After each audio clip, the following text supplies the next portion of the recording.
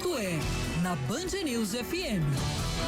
9h39, Murilo Rocha, bom dia pra você. Bom dia, Sinine, bom dia, Luciana. Bom dia, Murilão. Bom dia, ouvintes da Band News. 3 assuntos importantes que eu queria tratar hoje aqui. O primeiro deles, logicamente, 6 anos da tragédia de Brumadinho, amanhã, né, dia 25 de janeiro. Ontem eu estive lá em Brumadinho, a convite da Avabrum, que é a associação, né, dos familiares das vítimas da tragédia lá do Córrego do Feijão, que ocorreu em 25 de janeiro de 2019. E houve uma discussão sobre essa questão toda de memória, de verdade, justiça. E eu estava escutando aí que, né, o Superior Tribunal de Justiça, o STJ, deu mais prazo aí para a defesa dos acusados, né? E essa questão da justiça ainda dói muito entre as vítimas da tragédia lá de Brumadinho, porque é tão engraçado, né? É até difícil a gente fala a Vale, né?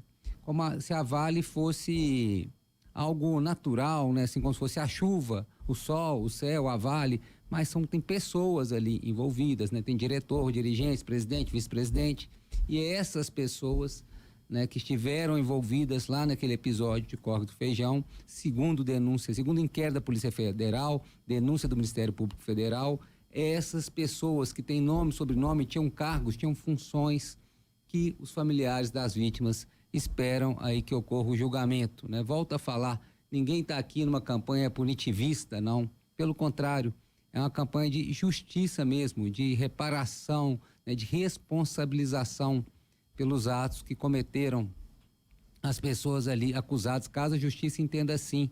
E o mais importante, né? Teve Mariana, não se fez nada, o processo, esse ano agora, ano passado, na verdade, final do ano passado, todo mundo absolvido e logo depois ocorreu o Brumadinho. Então essa responsabilização é importante até para servir como exemplo, né? Como no Brasil é difícil a gente culpar, condenar, né? Chegar ao fim uma ação contra pessoas poderosas, empresas poderosas, né? Historicamente, né? A gente pode pegar a história do Brasil e como é difícil a justiça criminalizar, assim, grupos, empresas poderosas, pessoas poderosas, né? É muito difícil. E nesse caso, né, as famílias ontem, esse é um apelo, né? Assim, porque essas pessoas exerciam cargos, tinham funções, responsabilidades, né? Inclusive, há uma tentativa de voltar a fazer o presidente da Vale como réu nesse processo. Vamos lembrar que o Fábio Schwartzman, ex-presidente na ocasião, ele conseguiu trancar a ação penal, né? E ficou fora, né? Ficou fora da ação agora, que é julgada. Mas a defesa das vítimas lá de Brumadinho ainda tenta voltar com o Fábio Schwartzman. Eles recorreram dessa decisão do TRF aqui, de Minas, TRF 6, e agora ainda tentam voltar com o Fábio Schwartzman para dentro dessa ação. Outro ponto importante sobre Brumadinho é que amanhã, finalmente, depois de idas e vindas, muito atraso e discussão, finalmente vai ser inaugurado o memorial de Brumadinho. É uma área gigante ao lado lá de onde ocorreu a tragédia, onde foi feito um memorial, vai ter todos os nomes das vítimas, lá os restos mortais. É uma área, como diz o nome, de memória mesmo. E houve uma polêmica durante a construção, a Vale que financiou e que vai manter, né, por decisão e um acordo com o Ministério Público, a Vale que construiu e que vai manter. Mas a Vale queria controlar a gestão também desse memorial. E as famílias não aceitaram, logicamente. A memória é delas, elas que têm que coordenar, comandar. Não é uma memória que a Vale tem que gerir, né? Ela tem que pagar mesmo por esse memorial, mas quem tem que comandar são as vítimas.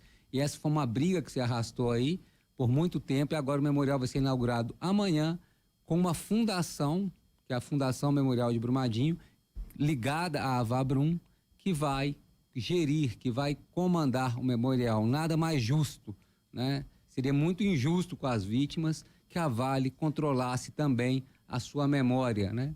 Controlasse também a memória dessa tragédia.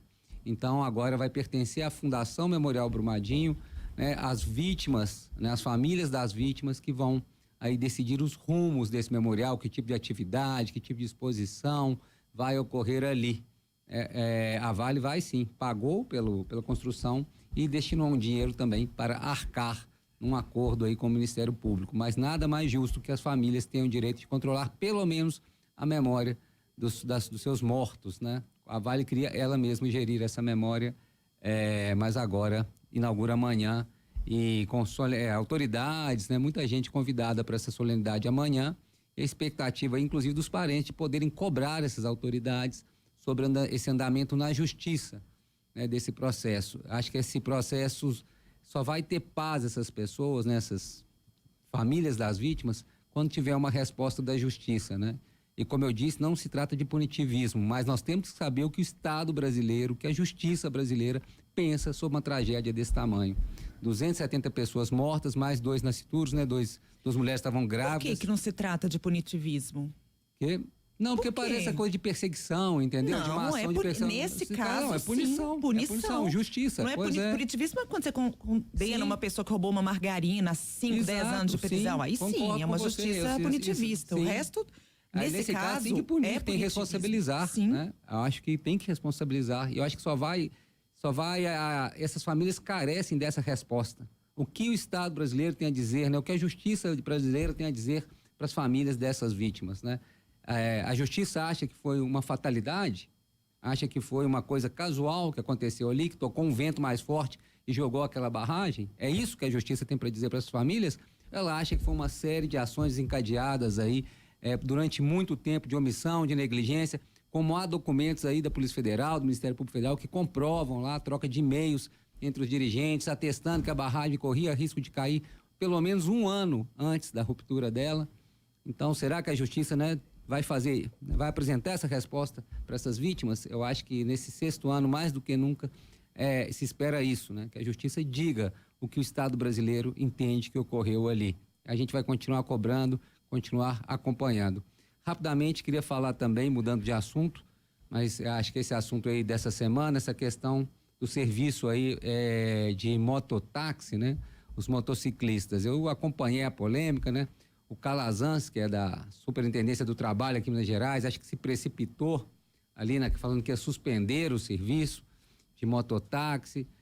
O prefeito em exercício, Álvaro Damião, ficou ali meio numa saia justa e ontem se manifestou falando que não, que o município não vai suspender as atividades, mesmo porque não é competência do município.